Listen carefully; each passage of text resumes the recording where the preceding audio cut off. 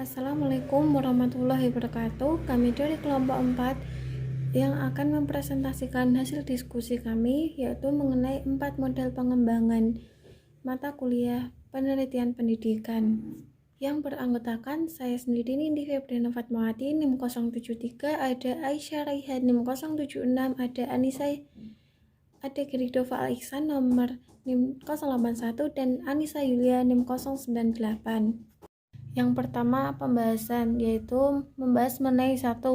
Model pengembangan ADI, 2. Model pengembangan 4D, ketiga model pengembangan DBR, keempat model pengembangan Azure, dan kelima model pengembangan Plum model. Selanjutnya, model pengembangan ADI. Yang pertama, ADI merupakan singkatan dari Analysis, Design, Development, or Production, Implementation or Delivery and Evaluation.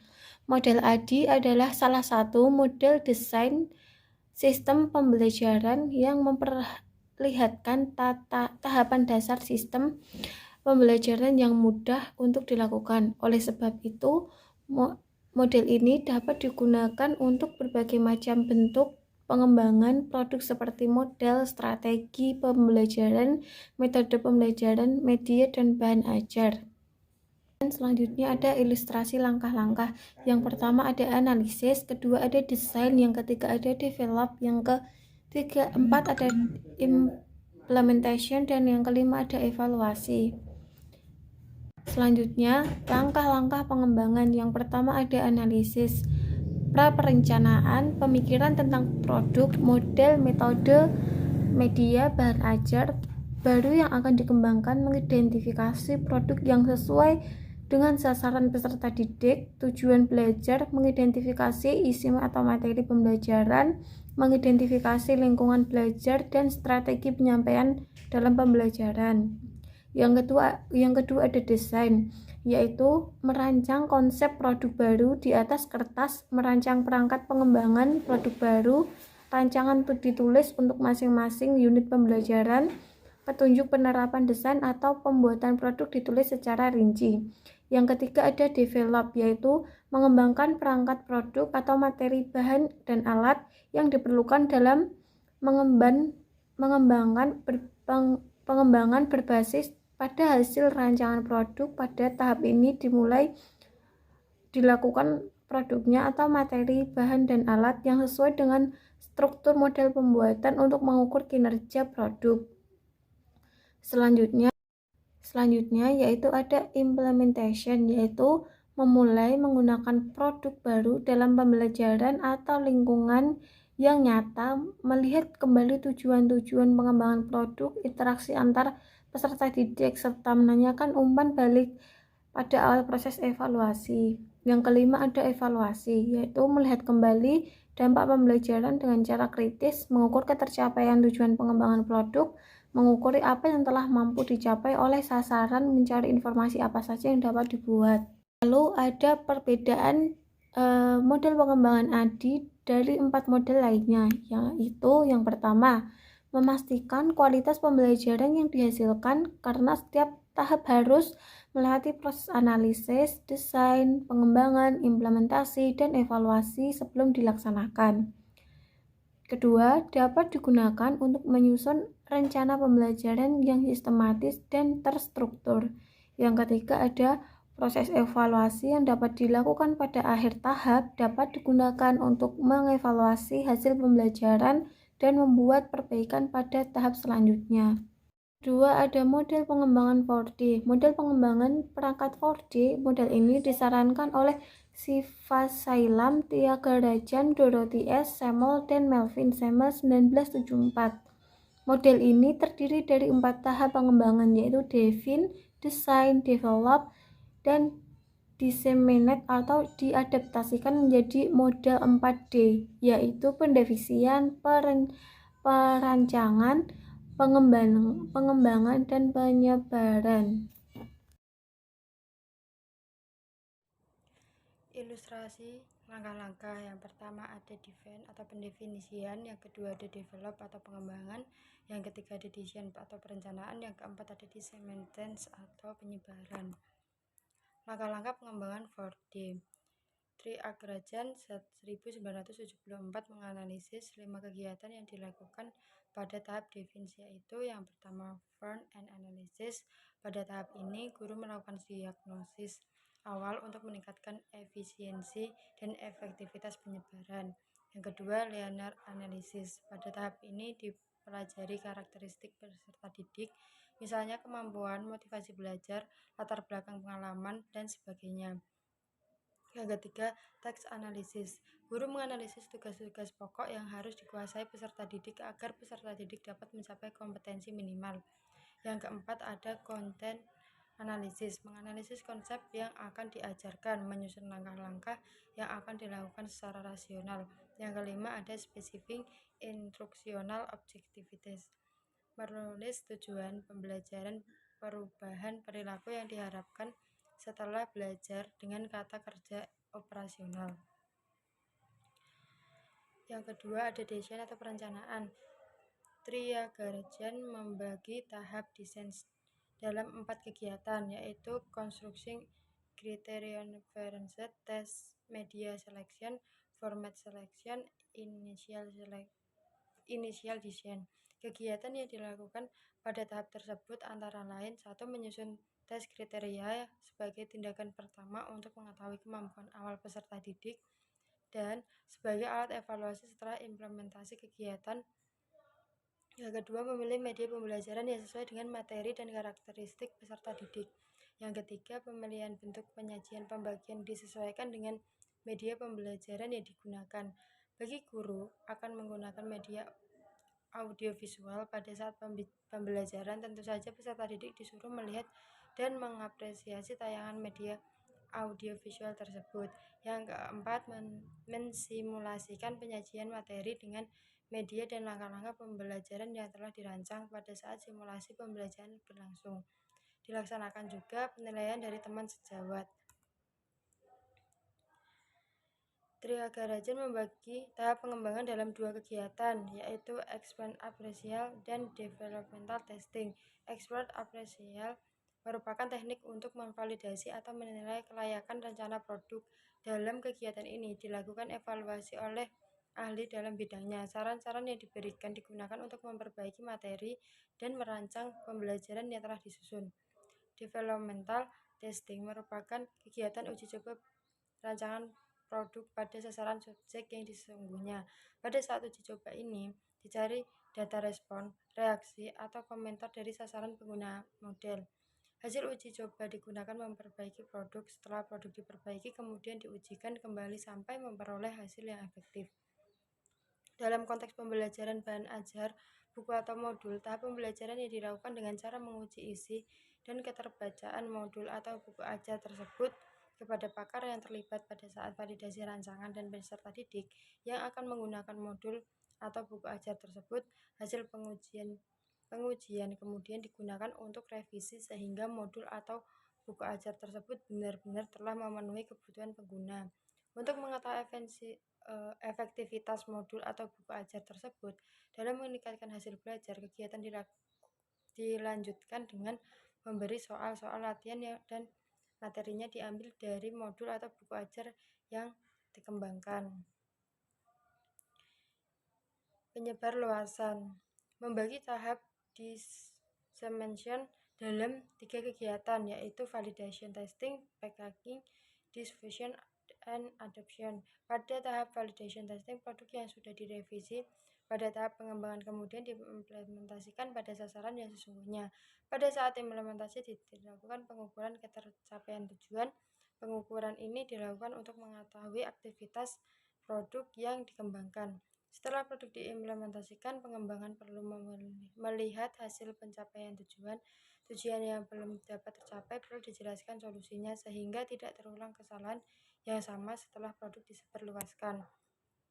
Kegiatan terakhir dari tahap pengembangan adalah melakukan pengemasan, diffusion, and adoption. Tahap ini dilakukan supaya produk dapat dimanfaatkan oleh orang lain. Pengemasan model Pembelajaran dapat dilakukan dengan mencetak buku panduan penerapan model pembelajaran. Setelah buku dicetak, buku tersebut disebarluaskan supaya dapat diserap atau difusi dalam dipahami oleh orang lain dan digunakan pada kelas mereka. Yang keempat ada penyebarluasan. Pada konteks pengembangan bahan ajar, tahap dissemination dilakukan dengan cara sosialisasi bahan ajar melalui pendistribusian dalam jumlah terbatas kepada guru dan peserta didik.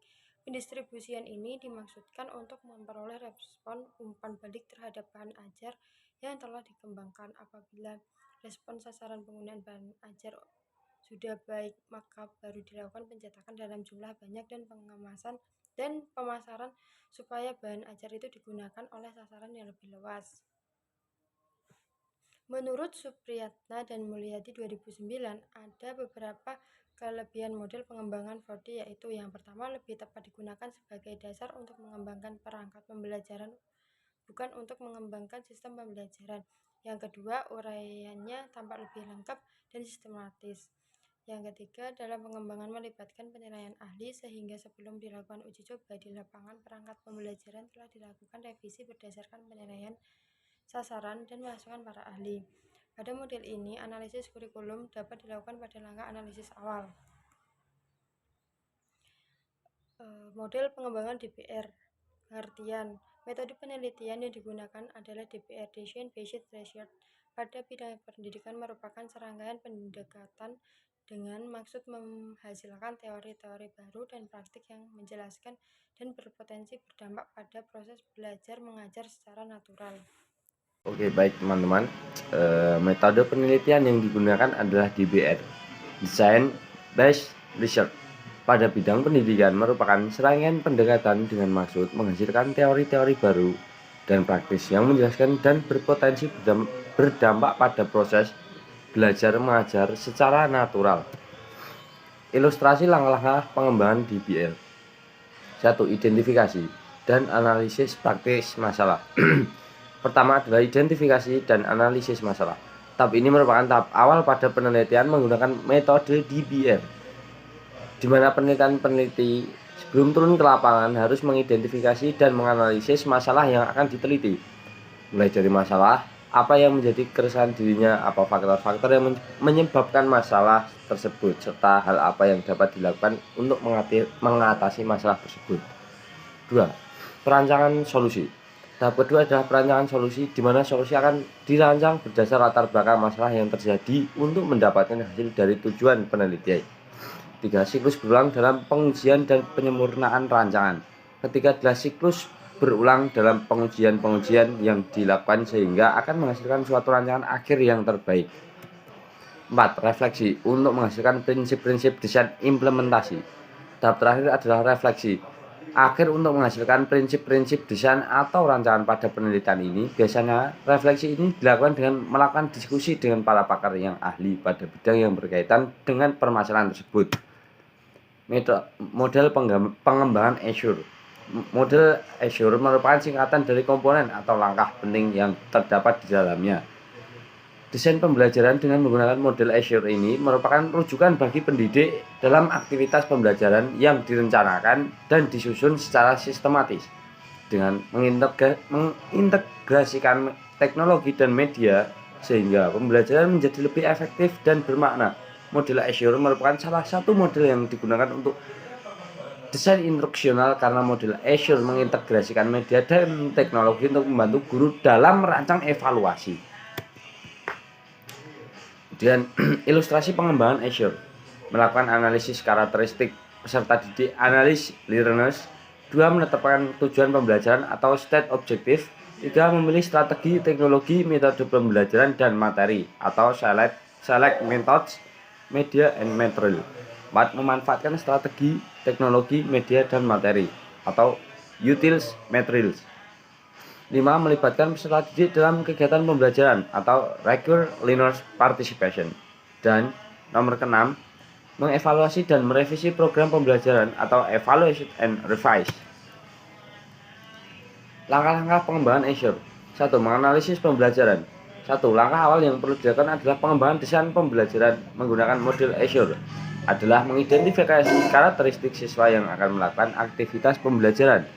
2. Menetapkan tujuan pembelajaran. Langkah selanjutnya dari desain pembelajaran menggunakan model Azure adalah menetapkan tujuan pembelajaran bersifat spesifik. Tujuan pembelajaran merupakan rumusan pernyataan yang mendeskripsikan tentang kompetensi yang diperoleh siswa setelah menempuh proses pembelajaran. Langkah-langkah pengembangan Azure. 3. Memilih metode, media, dan materi. Setelah menganalisis pembelajar dan menetapkan tujuan, maka langkah berikutnya yaitu memilih metode, media, dan materi. Pemilihan materi yang sesuai dengan tujuan pembelajaran dilanjutkan dengan memilih metode yang sesuai untuk melaksanakan kegiatan pembelajaran. Dan langkah terakhir adalah memilih dan atau mendesain media yang mendukung terlaksananya kegiatan pembelajaran. 4. Penggunaan metode, media, dan materi. Setelah memilih metode, media, dan materi, langkah selanjutnya adalah menggunakan ketiganya dalam kegiatan pembelajaran. Sebelum menggunakan metode, media, dan materi, pendidik harus menyiapkan kelas dan sarana pendukung yang diperlukan untuk dapat menggunakannya. 5. Partisipasi pembelajar. Proses pembelajaran memerlukan keterlibatan peserta didik secara aktif dengan materi yang sedang dipelajari. Partisipasi pembelajar akan tampak dari adanya umpan balik dari siswa. 6. Evaluasi dan revisi. Setelah mendesain kegiatan pembelajaran, maka langkah selanjutnya adalah evaluasi. Pada tahap evaluasi dalam Azure dilakukan untuk menilai efektivitas dan praktikalitas desain pembelajaran. Berbeda dengan 4 model lainnya, yaitu lebih banyak komponennya dibanding dengan model materi ajar. Sering diadakan pengulangan kegiatan dengan tujuan eval dan review. Turut mengutamakan partisipasi pembelajaran dalam poin learner participation, sehingga diadakan pengelompokan kecil seperti pengelompokan pembelajar menjadi belajar mandiri dan belajar tim. Yang keempat, menyiarkan untuk para guru untuk menyampaikan materi dan mengolah kegiatan kelas. Model PLOM yaitu model pengembangan yang sangat intens dengan subjek penelitian. Diawali dengan pemahaman objek penelitian sampai pada mengetahui kerendahan produk, semuanya tergantung pada subjek penelitian. Langkah-langkah, ada 3 tahap, yaitu yang pertama, tahap penelitian pendahuluan atau preliminary research, yaitu tahap penelitian melakukan analisis menyeluruh terhadap kebutuhan subjek penelitian seperti karakteristik materi, karakteristik guru dan siswa, saran dan prasarana, serta pembelajaran dan lain-lain. Yang kedua, tahap prototype atau prototyping phase, yaitu melakukan perancangan produk yang diinginkan dengan melakukan uji validasi oleh ahli materi atau expert appraisal. Praktisi melakukan revisi produk sesuai saran validator. Yang ketiga, tahap penilaian, yaitu assessment phase, yaitu uji coba produk melalui penggunaan produk pada subjek penelitian atau uji efektivitas produk yang dihasilkan. Aspek efektivitas yang diamati pada tahap ini dapat dari peningkatan hasil belajar siswa, minat belajar, motivasi belajar siswa, atau yang lainnya sesuai batas efektivitas yang dimaksud oleh peneliti. Perbedaan yang paling menonjol antara model pengembangan PLOM, Azure, 4D, dan DBR terletak pada fokus pengembangan dan tahapan proses pengembangan. Model pengembangan PLOM atau R&D difokuskan pada pengembangan produk atau program pembelajaran melalui proses riset dan pengembangan yang melibatkan analisis kebutuhan, desain, pengembangan, evaluasi formatif, revisi, dan evaluasi sumatif. Model ini lebih cocok digunakan untuk pengembangan produk-produk teknologi atau pembelajaran yang memerlukan riset dan pengembangan yang mendalam. Model ini lebih cocok digunakan untuk mengembangkan kurikulum atau perencanaan pembelajaran yang sistematif. Model 4D difokuskan pada pengembangan pembelajaran yang berbasis proyek yang terdiri dari 4 tahap: discover, dream, design, dan deliver. Model ini lebih cocok digunakan untuk pembelajaran yang menekankan pada keterampilan kreativitas, kolaborasi, dan inovasi. Model DBR difokuskan pada pengembangan teori dan praktik pembelajaran melalui proses riset dan pengembangan berkelanjutan yang melibatkan 3 tahap: analisis, desain, dan evaluasi siklus berulang. Perbedaan secara umum yaitu terletak pada model-model, fokus pengembangan, dan tahapan proses pengembangan. Model pengembangan PLOM lebih fokus pada riset dan pengembangan produk atau program pembelajaran, sementara model Azure lebih fokus pada perencanaan dan pelaksanaan. Terima kasih.